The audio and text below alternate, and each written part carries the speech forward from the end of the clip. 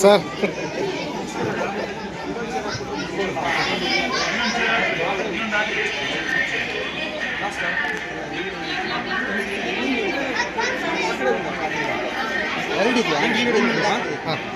ಹಾಂ ಈ ಕಡೆ ಸರ್ ಸರ್ ಸರ್ ಸರ್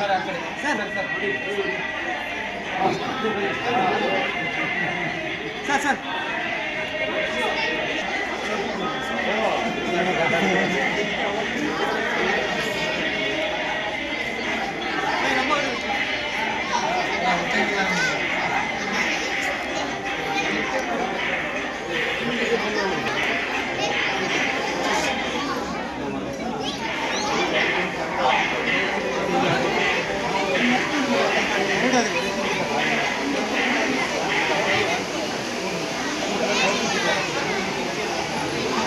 ಎಲ್ಲರಿಗೂ 79ನೇ ವರ್ಷದ ಸ್ವತಂತ್ರ ದಿನಾಚರಣೆಯನ್ನು ಶುಭ ಹಾರೈಸ್ತಿದ್ದೀನಿ.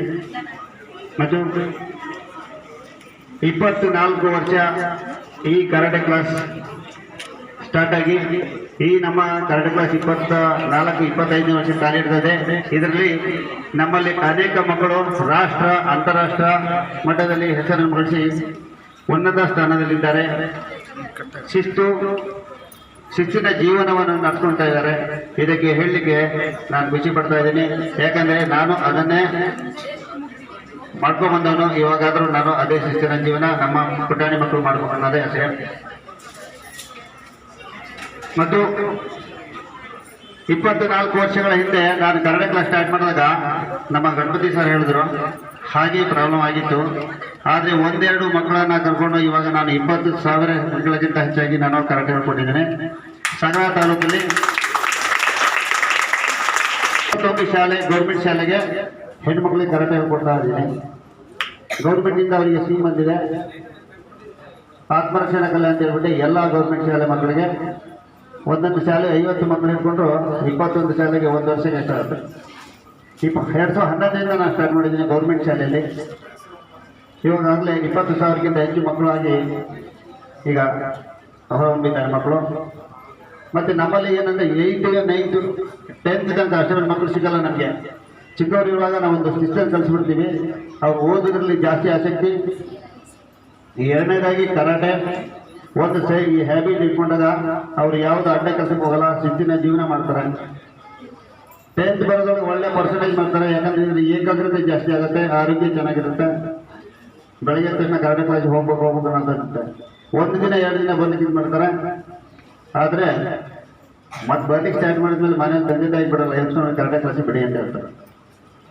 ನಮ್ಮಲ್ಲಿ ರಾಷ್ಟ್ರ ಅಂತಾರಾಷ್ಟ್ರ ಮಟ್ಟದಲ್ಲಿ ಒಂದೇ ಅಲ್ಲದೆ global world record, Nobel world record ಮತ್ತು ಮೊನ್ನೆ ಇಂಟರ್ನ್ಯಾಷನಲ್ ಟೂರ್ನಮೆಂಟ್ ಶಿವಮೊಗ್ಗದಲ್ಲಿ ನಡೀತು.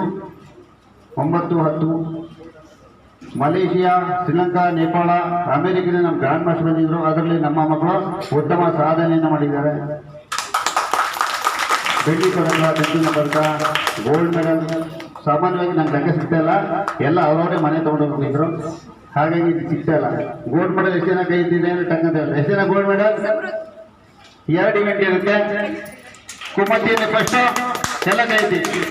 ಈ ನಮ್ಮ ಕರಾಟೆ ಕ್ಲಾಸನ್ನು ನಡೆಸಲಿಕ್ಕೆ ಸಾಗರದ ಮಹಿಳಾ ಸಭಾಭವನದವರು ನಮಗೆ ಜಾಗವನ್ನು ಮಾಡಿಕೊಟ್ಟಿದ್ದಾರೆ. ಅವರಿಗೂ ತುಂಬ ಧನ್ಯವಾದಗಳು. ಬಿಲ್ಡಿಂಗಲ್ಲಿ ಕರಾಟೆ ಕ್ಲಾಸ್ ಮಾಡಬೇಕಂತ ಆಸೆ ಇದೆ. ಮಾನ್ಯ ಶಾಸಕರು ಏನಾದರೂ ನಮಗೆ ಸಪೋರ್ಟ್ ಮಾಡ್ತಾರೆ, ಸ್ವಂತ ಬಿಲ್ಡಿಂಗಲ್ಲಿ ಕರಾಟೆ ಕ್ಲಾಸ್ ಸ್ಟಾರ್ಟ್ ಮಾಡ್ತೀವಿ. ಇದರಲ್ಲಿ ತುಂಬ ಮಕ್ಕಳು ಬಡ ಮಕ್ಕಳು ಇದ್ದಾರೆ. ಅವರಿಗೋಸ್ಕರ ನಾನು ಫೀಸ್ ತಗೊಳ್ಳಲ್ಲ. ಟೂರ್ನಮೆಂಟಿಗೆ ಸಹಿತ ನಾನು ಹಾಕೊಂಡು ಹೋಗ್ತೀನಿ. ಅದೇ ಹೇಳಬಾರ್ದು, ಹೇಳ್ತಾ ಇದ್ದೀನಿ. ಖುಷಿಯಲ್ಲಿ ನನ್ನ 2 ಮಾತನ್ನು ಮಾಡ್ತೀನಿ.